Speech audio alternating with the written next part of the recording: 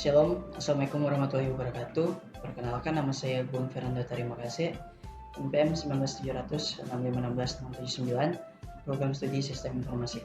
Pada kesempatan kali ini, saya akan menjawab UTS dari mata kuliah Testing dan Implementasi Sistem kelas R01.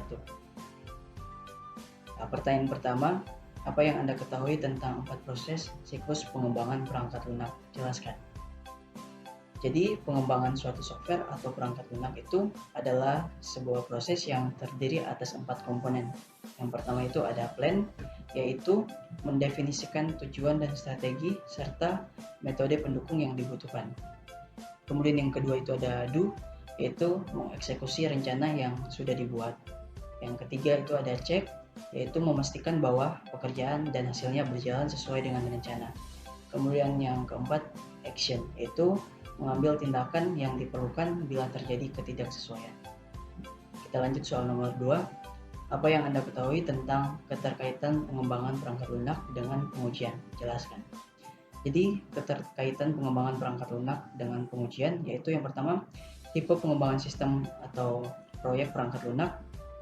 Tipe proyek pengembangan perangkat lunak harus disesuaikan dengan lingkungan atau metodologi atau paradigma yang digunakan dalam pengembangan perangkat lunak.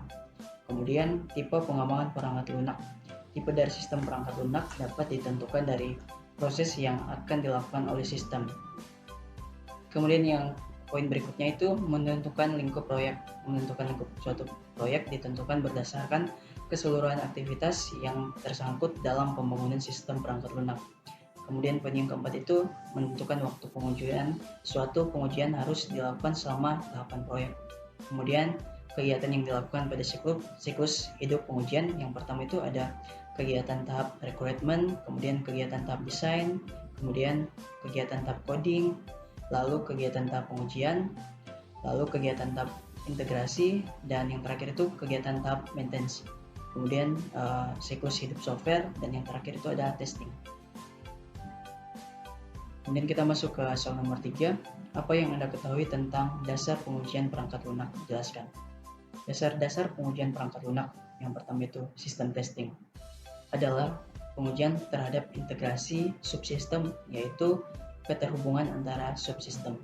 Kemudian acceptance testing, yaitu pengujian terakhir sebelum sistem dipakai oleh user, melibatkan pengujian dengan data dari pengguna sistem, dikenal sebagai alpha test atau beta test untuk perangkat lunak komersial yang dilakukan oleh potensial customer.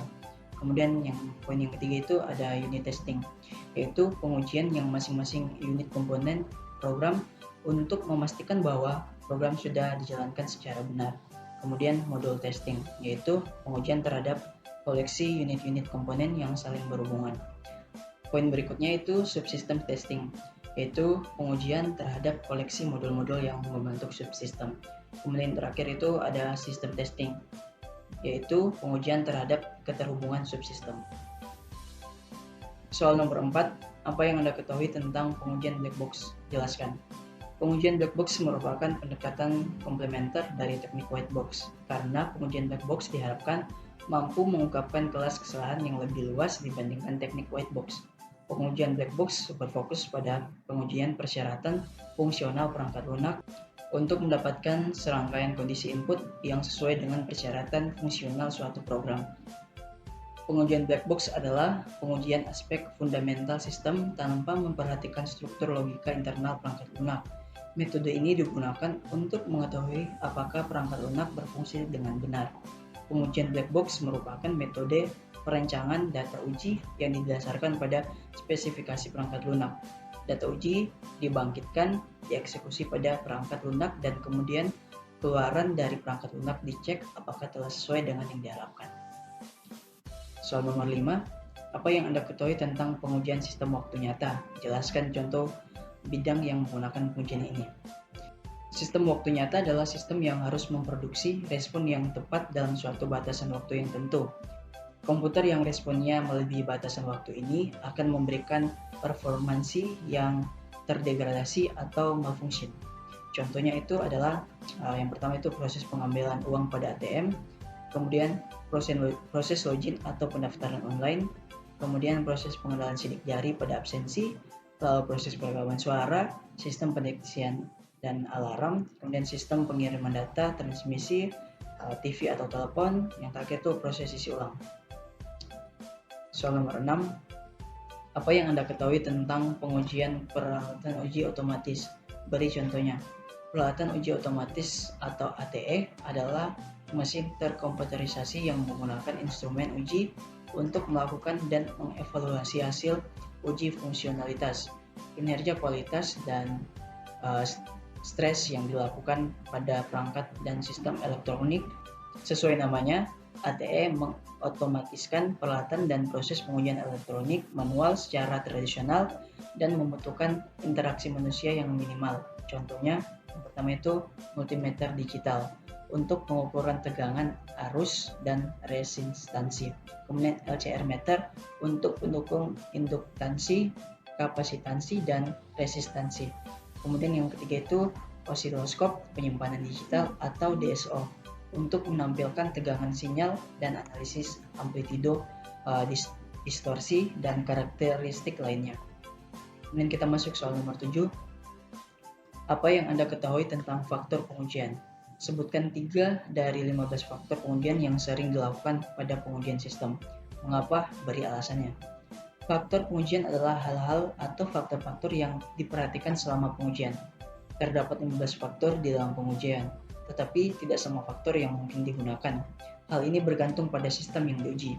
3 faktor-faktor pengujian. Yang pertama, reliability, yaitu menekankan bahwa aplikasi akan dilaksanakan dalam fungsi sesuai yang diminta dalam periode waktu tertentu. Pembetulan proses tersangkut kemampuan sistem untuk memvalidasi proses secara benar. Kemudian yang kedua, authorization, menjamin data diproses sesuai dengan ketentuan manajemen. Autorisasi menyangkut proses transaksi secara umum dan khusus. Kemudian yang ketiga, file integrity, yaitu menekankan pada data yang dimasukkan melalui aplikasi akan tidak bisa diubah. Prosedur yang akan memastikan bahwa file yang digunakan benar dan data dalam file tersebut akan disimpan sequential dan benar. Kita masuk soal nomor 8. Apa yang Anda ketahui tentang istilah alpha testing dan beta testing? Beri contohnya. Alpha testing adalah pengujian yang dilakukan oleh pemakai pada lingkungan pengembangan. Dalam hal ini, lingkungan yang terkendali. Beta testing adalah pengujian yang dilakukan oleh pemakai pada lingkungan operasi pemakai, di mana lingkungan perangkat lunak tidak lagi dapat dikendalikan oleh pengembang. Kemudian kita masuk ke soal nomor 9. Apa perbedaan pengujian white box dan black box? Jelaskan. Perbedaan paling mendasar antara black box dan white box testing adalah pengetahuan akan struktur internal dari sebuah program. Untuk black box testing, struktur internal dan kode yang ada di dalamnya tidak diketahui. Di sisi lain, orang yang menjalankan white box testing bisa mengetahui kode dan semua struktur internal sebuah program. Hal ini karena dalam white box testing, kamu perlu mengetahui apakah ada komponen dari software yang harus diperbaiki atau tidak. Kemudian perbedaan kedua yaitu pihak yang melakukannya. Black box testing dijalankan oleh software tester, sedangkan white box testing dijalankan oleh software developer. Kemudian kita masuk ke soal yang terakhir, soal nomor 10. Apa yang Anda ketahui tentang metode pengujian perbandingan atau comparison testing? Jelaskan manfaatnya. Metode pengujian perbandingan digunakan untuk membangkitkan data uji untuk salah satu perangkat lunak yang kemudian digunakan sebagai masukan pada pengujian perangkat lunak yang lain.